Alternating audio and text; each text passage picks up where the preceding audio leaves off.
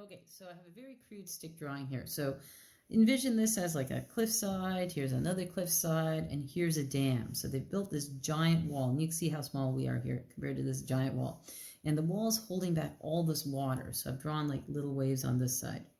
Okay, so we've built this giant wall, and the reason why we build these giant walls to hold back the water is actually to allow some of the water through. So if we had a pipe here at the bottom, the water would be coming out with a huge speed, huge velocity and force that we can harness that energy. So what they do is when the water comes out, it turns the equivalent to a water wheel. Something goes around and around and around, and it spins.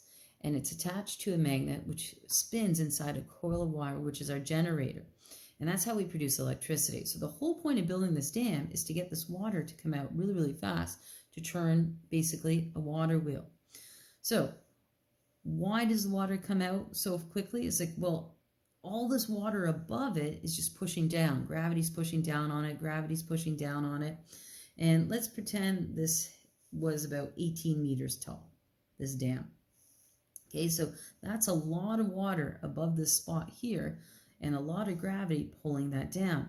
And what we learned yesterday was that's the pressure gauge. So pressure gauge is the density times the gravity times the height.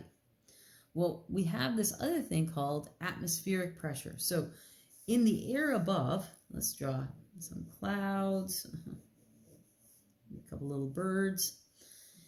There's pressure from the air as well, and we call that atmospheric pressure. So what we have up here is pressure ATM, atmospheric pressure. If you wanted the absolute total pressure, so if I wanted the absolute pressure, so it's pressure ABS, that means absolute, what I need to do is calculate all the pressure of this water, which is just DGH, that's the pressure gauge, and we're going to add all the pressure of the air pushing down as well, and that's called the atmospheric pressure. So basically, if I want the total pressure, which is the absolute pressure, I get the pressure gauge plus the atmospheric pressure, and I just add them together. And this is easy to calculate. The formula, you just need the density of the liquid, the value for gravity, which is 9.8, or the acceleration due to gravity, and the height of the water. In this case, it would be 18 because it's 18 meters high. So when we measure pressure, the atmospheric pressure can be measured using a variety of instruments, including a barometer.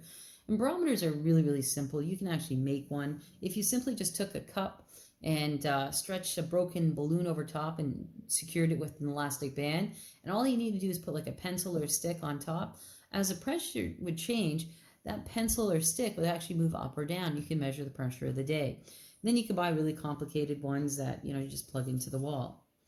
So pressure readings other than atmospheric pressure are often required when working with fluids. Instruments that measure these values do not measure the true or absolute pressure. They measure what we call the pressure gauge. So pressure gauge, let's not forget, that's that formula where if you have fluid above you, well, gravity's pulling that fluid down, so it's causing all kinds of pressure. So that's just going to be DGH.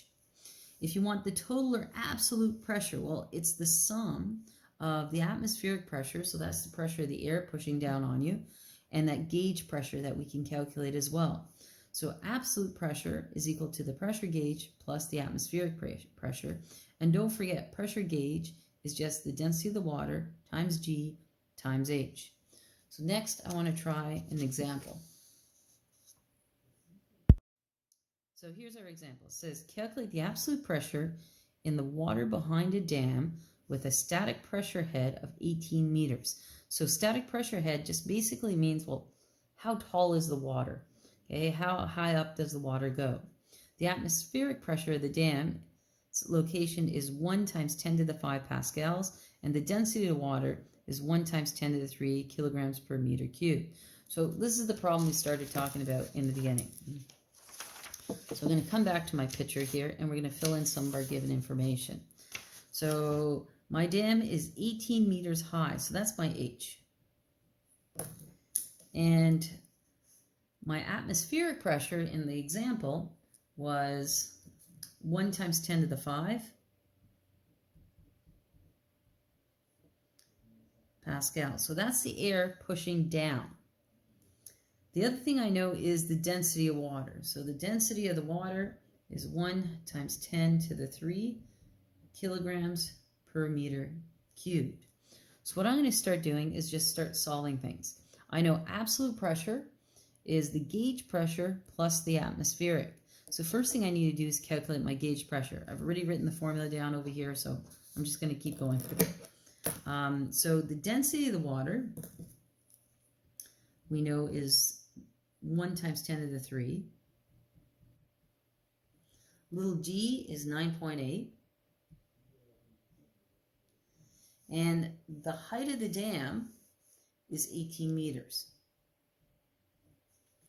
When you put that into your calculator, you end up with 176,400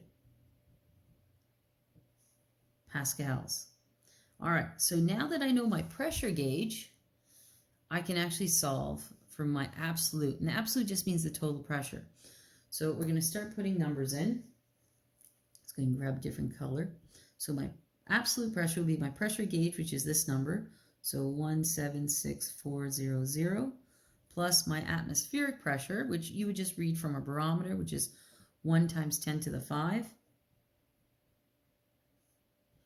Add them together and you'll get 276,400 pascals.